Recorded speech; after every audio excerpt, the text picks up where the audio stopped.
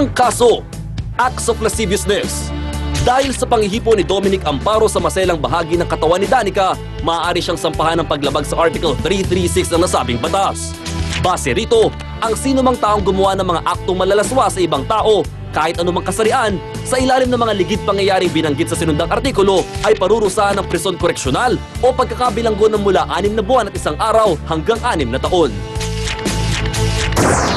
Kapag ay isang babae, nagsabi ng I love you sa lalaki, at kayo ay may intimate relation o close, tanda na yun na mag-boyfriend kayo. Pero hindi nangangahulugan, lalaki. Kailangan may pahintulot ka. Sapagkat anumang gawin mo sa katawan ng babae, kahit girlfriend mo yan, pero labag sa kanya, kahit girlfriend mo yan, pero labag sa kanyang kalooban, may katumbas at kaukulang kasalanang kriminal na pwedeng ipataw sa'yo. Kapag ang babae ay pumalag sa ginawa mo na mga pagkilos, mga acts na maaaring dumusta sa kanyang pagkababae, walang konsento siya, against her will, pwede kang maparusahan. Alam mo ba na may kaparusahan sa panghihipo ng walang pahintulot? Sa English yan ay tinatawag na acts of lasciviousness, nakasulat sa Artikulo 336 ng Kodigo Penal. Ang sino mang tao na manghihipo taong yun ay pampahintulot ng taong yun ay pwedeng maparusahan ng batas, makasuhan at mahatulan ng pagkakulong hanggang 6 na taon. At ang sino mang boyfriend o girlfriend ay hindi automatically may lisensya mula sa kabilang partido o sa kanyang boyfriend o girlfriend na hipuin ang anumang masela na bahagi ng katawan. Alam mo bang may Republic Act 9262, Violence Against Women? Pwede kang maparusahan, mas lawak na parusa. Ano talaga ang ginawa mo sa loob ng sinihan, Dominic? Yun nga po, pagka-akbay ko sa kanya, nangyari nga po na dumampi sa kanya yung kamay ko sa dibdib niya kasi akbay nga po. Dumampi lang sa kanyang dibdib. Tapos nag-react po siya ng sobra-sobra na... Anong klaseng dampi? Dumampi lang po, pag-akbay lang po, common na pag-akbay, dumikit lang sa kamay. Ano yun? Naging magnet yung kamay mo? Dumampi doon sa kanyang maselang bahagi? Eh bakit napunta rin yung kamay mo sa kanyang dakong puwitan? Yung ano lang po yun, yung pag-upo niya lang po yun, kasi binibiro ko po siya eh. Sobrang malikot naman yung kamay mo, dapat pala ginagapos yan. Alam mo, Dominic, kapag gusto ng babae, hindi papalagyan, pumalag, sinampal ka pa nga eh. Kaya nga po eh. True. Buti hindi sa police station nagpunta yan, arestado ka doon, sa loob na sinihan. Pwede kang i-inquest, automatically kulong. Immediately after the crime. Buti, naisip lang doon sa kaibigan tumakbo. May gwardiya doon sa loob ng sinihan. Ba't di ka doon nagsumbong? Kasi paano natatakot po ako nun tapos wala po akong ibang maisip kung saan po ako pupunta. Alam ko na ang tunay na pangyayari sa kasong to. Nais kitang tanungin ngayon. Anong gusto mo? Asunto o areglo?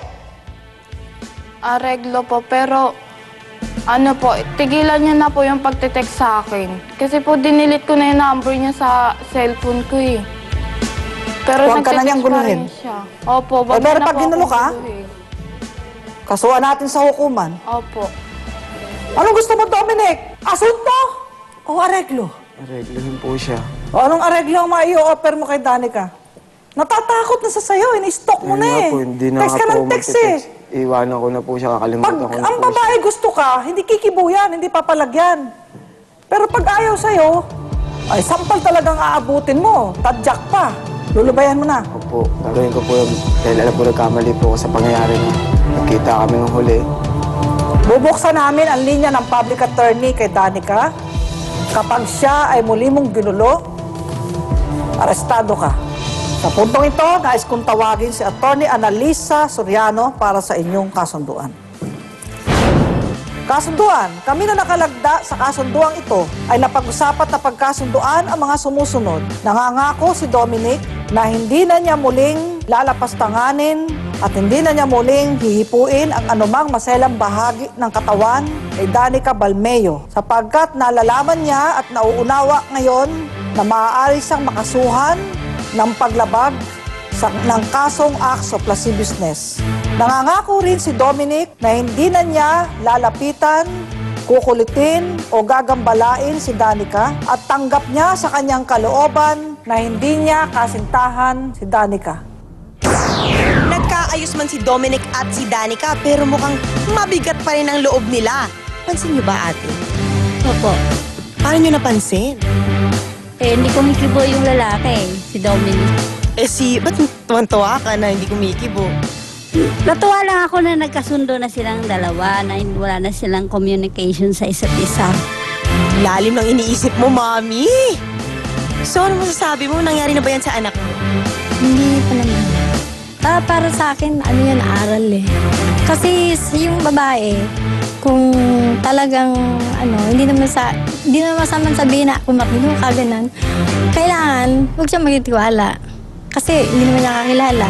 Ito naman si Dominic, kailangan, kung talagang gusto niya yung babae, puntahan niya sa bahay.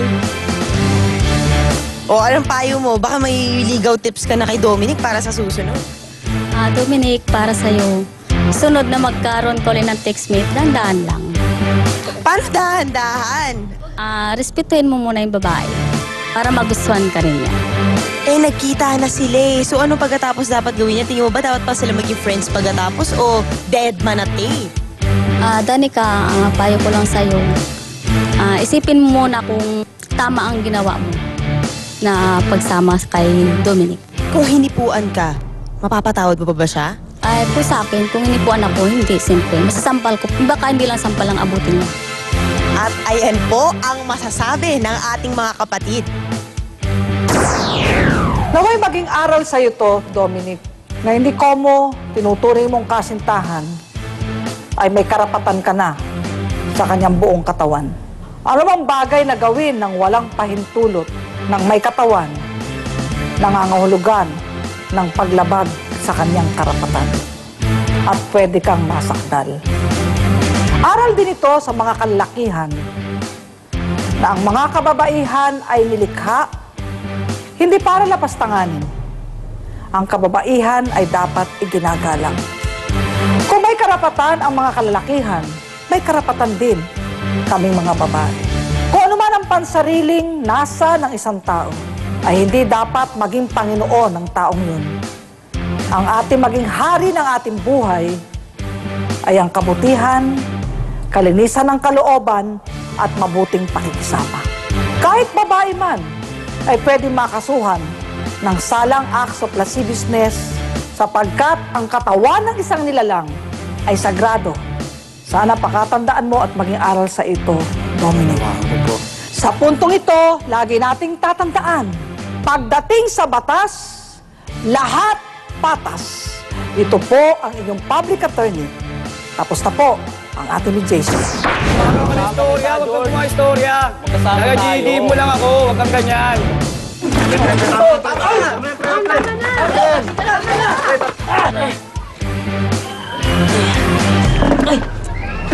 Ay, Bastos!